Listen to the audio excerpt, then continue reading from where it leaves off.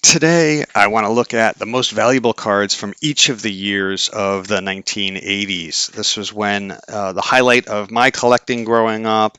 Every one of these cards brings back memories. It was so much fun to collect, and there's a couple really valuable cards. So let's go through them. Starting at number 10, 1998 or 1988 rather was the peak of the junk wax era. So not a lot of valuable cards in here. So the top's Tiffany Tom Glavine, probably goes for about $2,000 PSA 10.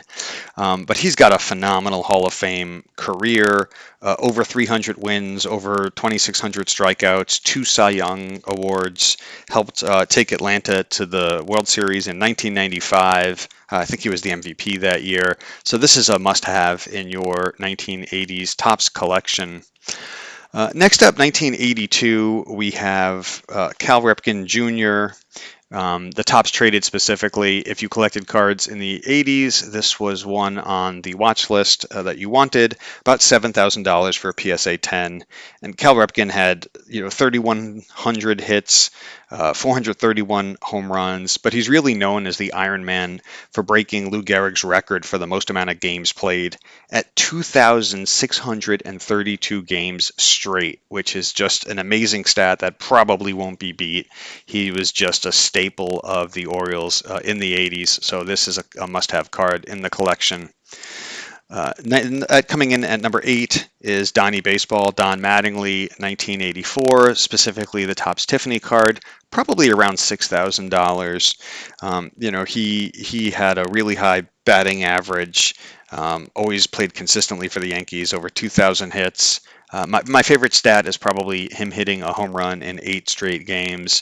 Not in the World Series, not in the Hall of Fame, but probably should be, especially now with all the coaching he's done. I mean, he's been in baseball as long as I can remember. I always see him as coaches or, so on. So he's always on the field.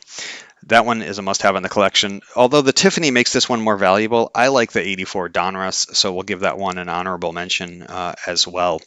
Coming in at number 7 is the Kid, Ken Griffey Jr., also Bowman Tiffany.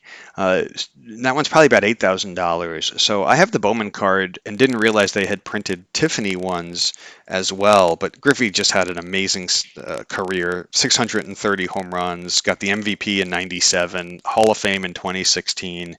And, everybody loves the Kid. He's actually a photographer now. You see him sometimes on the sidelines on games, just like Randy Johnson, by the way. But this one, it was a classic in the 80s cards. And there's a lot to pick from in 89 because he had rookies across several years. But this Bowman Tiffany is probably the most valuable one. Coming in at number 6, Nolan Ryan. His 1970s cards are worth a ton.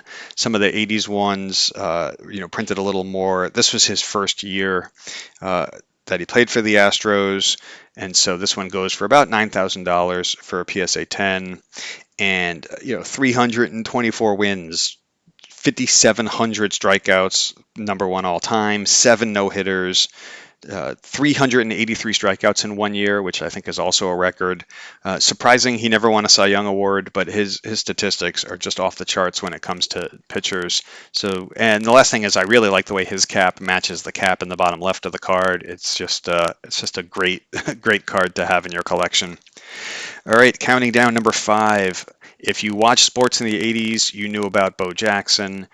This is the Topps Tiffany one for the traded set in 86, which also included Jose Canseco, Will Clark, Barry Bonds, a few others.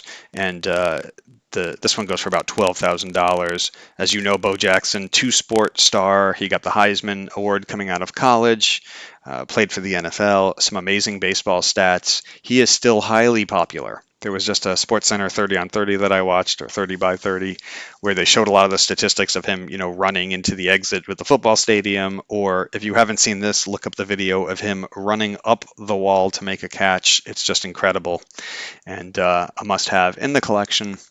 Coming in at number 4, everybody knows about the 87 Topps cards. Everybody has 100 of these Barry Bonds rookies. However, the O-Pee-Chee really was the Canadian version of Topps. And when I collected them, I didn't like them because I thought they were junky and nobody had them.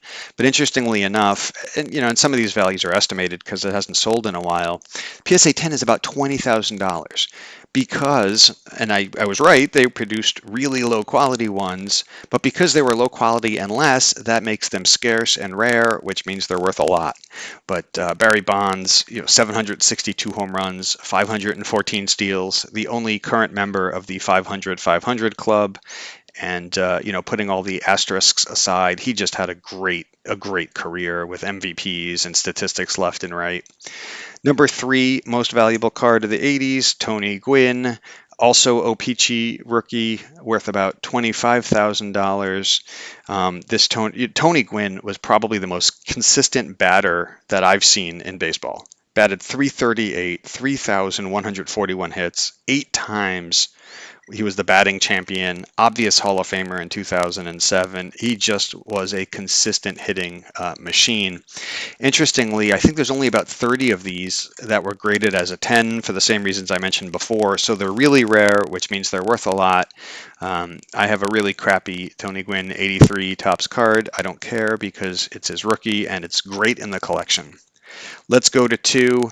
This is one of the more iconic cards of the 1980s, the Mark McGwire, specifically the Topps Tiffany card, where he played for the baseball team. And this one's about 17,500, also estimated, 583 home runs. Won the World Series with the Oakland A's in 1989. He had a home run per every 10.6 at bats, which is still one of the better statistics in baseball. So Big Mac is a must-have in the collection. And this Tiffany is hard to find. The other thing that I found out was apparently this card was sort of on the left side of the sheet when they cut them.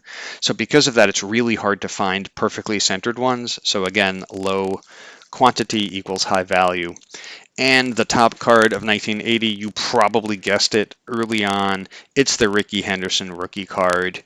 PSA 10, $144,000. Rickey was super popular, still is. They called him the Man of Steel. That's Steal, because he had 1,400 stolen bases and 2,200 runs, both of which are baseball. Right now, he leads the baseball stats on those. He also had 3,000 hits.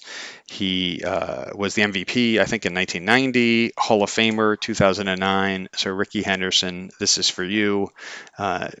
So add that one to the collection. Look, hopefully this was helpful and you enjoyed looking at the cards and hearing about the most valuable ones. There's probably others that I missed, Roger Clemens rookies and Kirby Puckett rookies and Ryan Sandbergs and others from the 80s, the Billy Ripken card. But based on my research, these are the most valuable ones. So definitely post, let me know what you think, and thanks for watching my video.